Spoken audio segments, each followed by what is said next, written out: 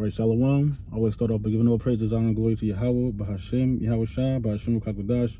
Double honors to my bishops, apostles, and elders of Great Millstone. Shalom, salutations to the brothers out there pushing the word and sincerity and truth, delivering a message to the elect out there to run the race of salvation. And shalom to the elect, which consists of the men, women, and children that have the true, sincere faith of Yahweh, Bahashem, Yahawashi, Bahashem Kakwadash. The ones that's listening and learning to earn their wings of salvation, to flee the hour of temptation. Our brother Amount out of the DC Church coming at you with a video. And there's something that was just on my mind was Revelation 19 verse 10, and it says, and I fell at his feet to worship him, and he said unto me, see thou do it not. I am thy fellow servant and of thy brethren that have the testimony of Yahawashi. Worship the Most High, for the testimony of Yahawashi is the spirit of prophecy. And you know the word prophecy means to say before, okay?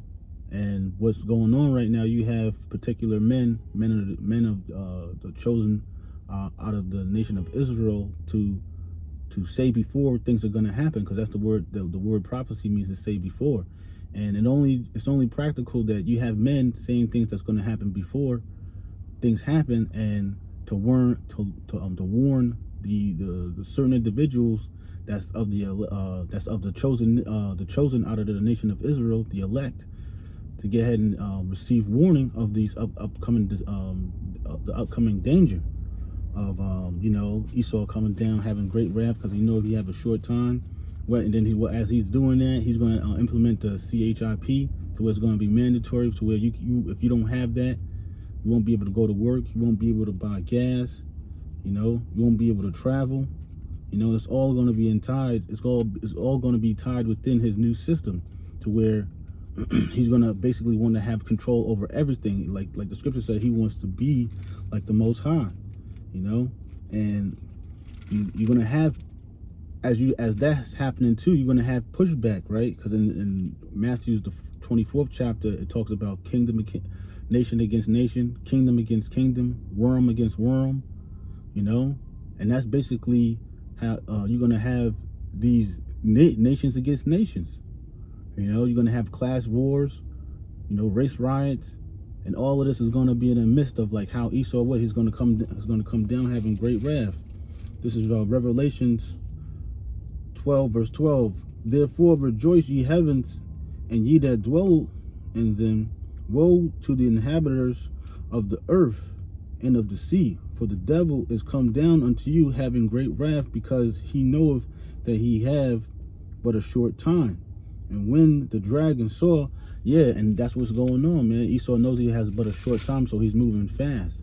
The other day I was just in the store, or it was like a few weeks ago, and how I forgot to scan a particular item, and I went to go pay for it, but they wouldn't let me, and it told me that I haven't scanned all items. I wasn't sure if it was Walmart or Home Depot, but I was in a particular store, and it didn't let me pay for the goods I was getting.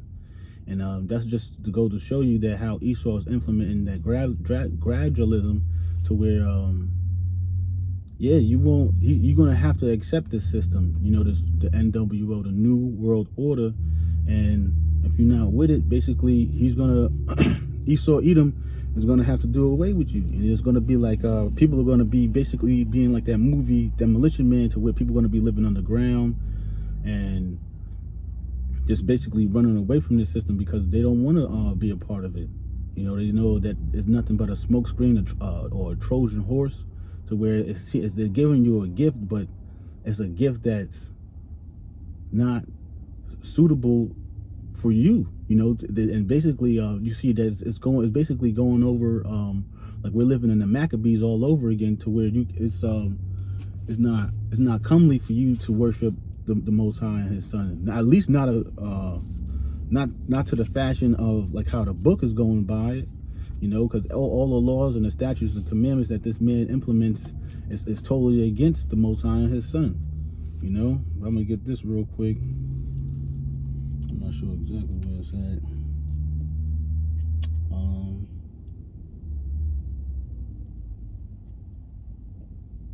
Where it says heathen.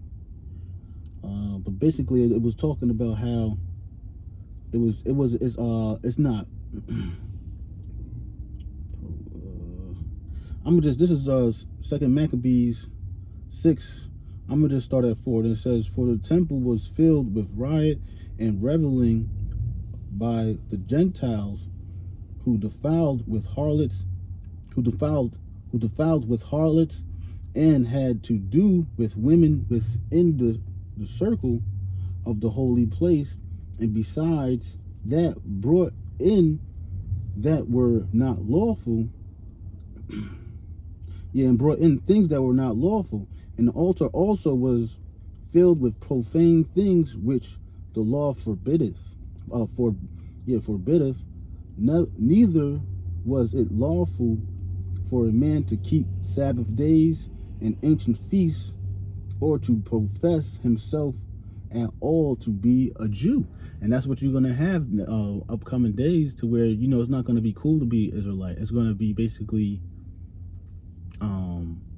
you're going to want to conceal that, So a lot of these individuals that wear the fringes on their t-shirts, and they're basically just out being outspoken, or, saying something without saying it, because a man shall be known by his look. And the attire that these individuals that they wear, that is just letting everybody know they're Israelite. But then there's going to be, like the scripture, like I said, like we're living in the time of the Maccabees all over again, to where it's not going to be cool, to basically be an Israelite, to be wearing your shirts with the fringes on it and the border of blue, and basically like tooting a horn saying you were Israelite. Because and Esau, he's gonna come down having great wrath. So anything he gets to slay that is basically saying that it's of truth is going to be cut off. Time and time again, you see these inventors, they come up with things that's free for the people to get ahead and live life a little bit easier. And what Esau does, he cuts them people off. He deletes them. Just earlier today, I seen a video of basically during the 1927, during that era, or that around that time, there was like 7 millionaire oil mill millionaires, and they were Jakes, and Esau basically deleted them so they could take over their wealth of the oil, and like if you look at Esau's track record, that's his MO. It's just basically, you got some type of wealth that he wants, and he wants to have full control over it, to where you have nothing, and like the scripture says, like he wants to be like the Most High. That's him, man. And constantly, like the scriptures talk about his desires as hell.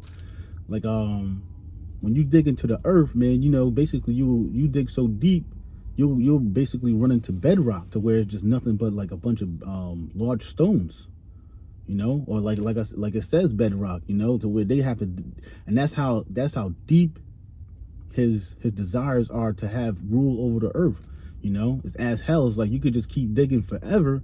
Like even if you go through past bedrock, he basically wants to be just like he's just something that's created to be the wicked, to where he will not stop. That's why the scripture says there shall no flesh be saved if we wasn't going to be saved, but be of good cheer. Yahawashi said he has he basically, we're going to overcome, we're going to be saved. Let me get Yahawashi called us friends, so the scriptures talk about how there's always the Lord makes a way for the elected how to escape. This is Matthew 24 and verse 20. I'll just start at 21. It says, for then shall be great tribulation, such as was not since the beginning of the world to this time, no, nor ever shall be. And except those days should be shortened, there should no flesh be saved. But for the elect's sake, those days shall be shortened, and these days are being shortened to where the elect is going to be saved out of calamity and basically tribulation, because Esau is going to try to, delete us. Lord's will, I'll be a man of the Lord, and the men that's doing the work sincerity and doing the work in sincerity and truth. Because you see how Esau is basically he sets up agent provocateurs, and he starts chaos so he could implement some type of order.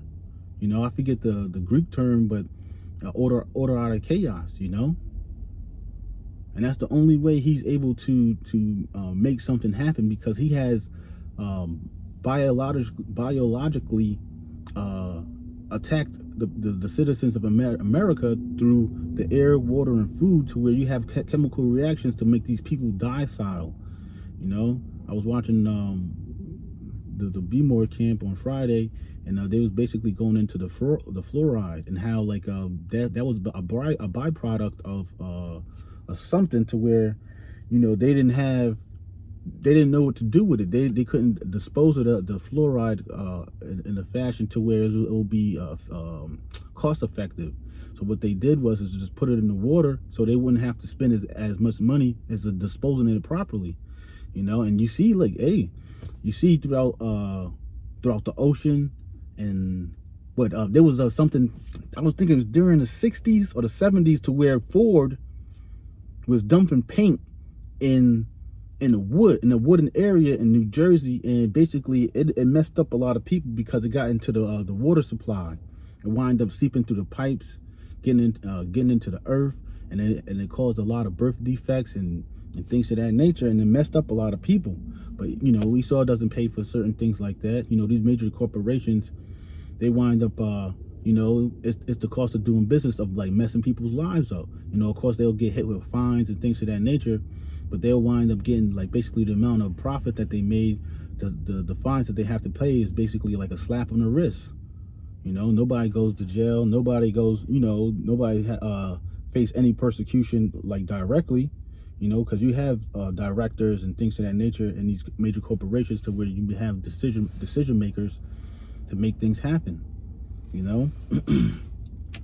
But I was thinking about this. This is John 8.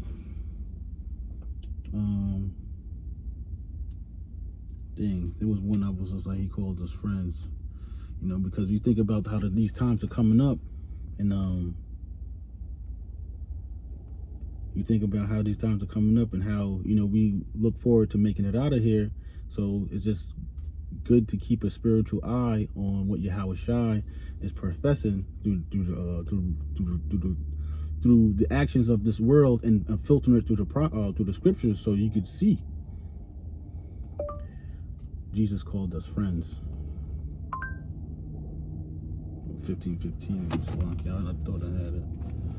Yeah, but this is John 15 verse 15. I'm gonna start at 14. It says, well, I'll start at 13. It says, greater love have no man than this, that a man lay down his life for his friends. Yahawashi had laid down his life for us to get ahead and receive grace, and mercy, so we can actually push forth this truth and seal the elect.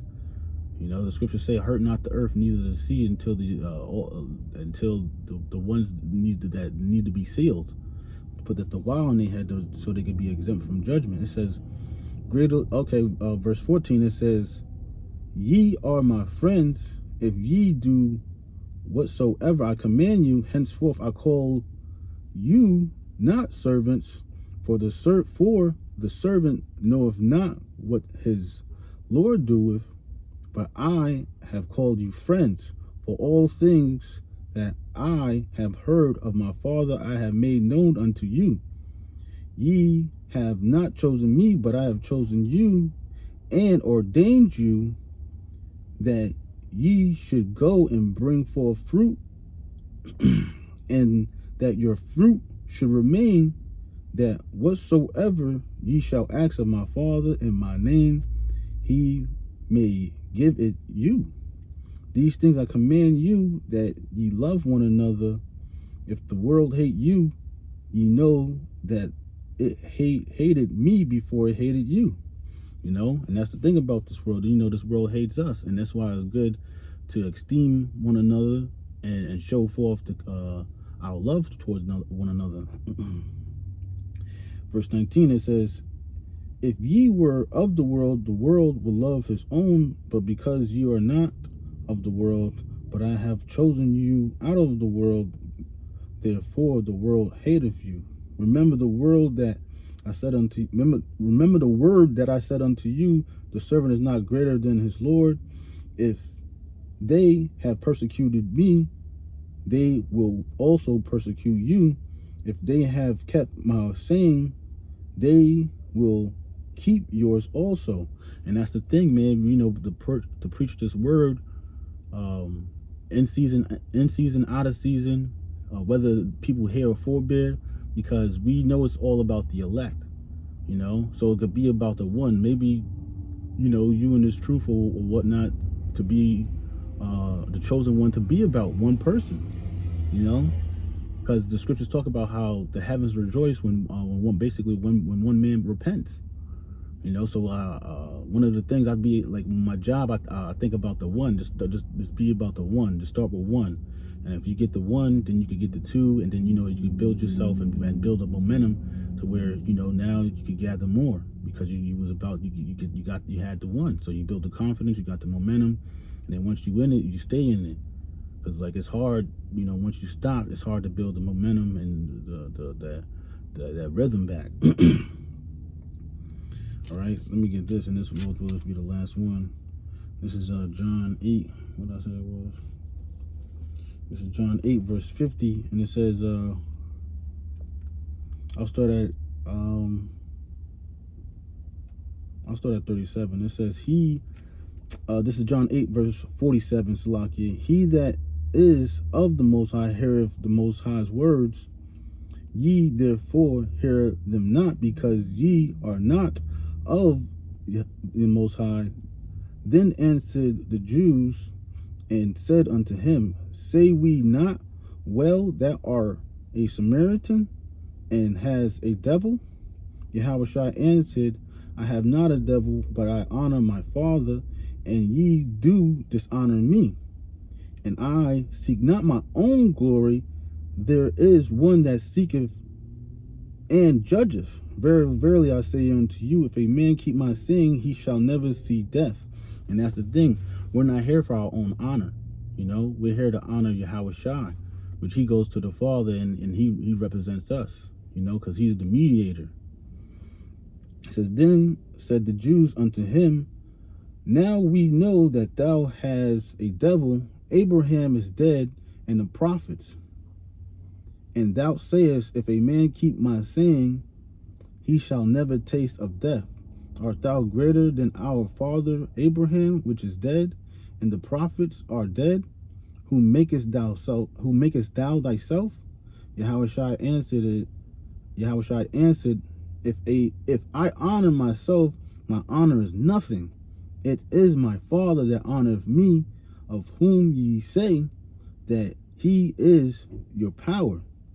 Yet ye have not known him, but I know him.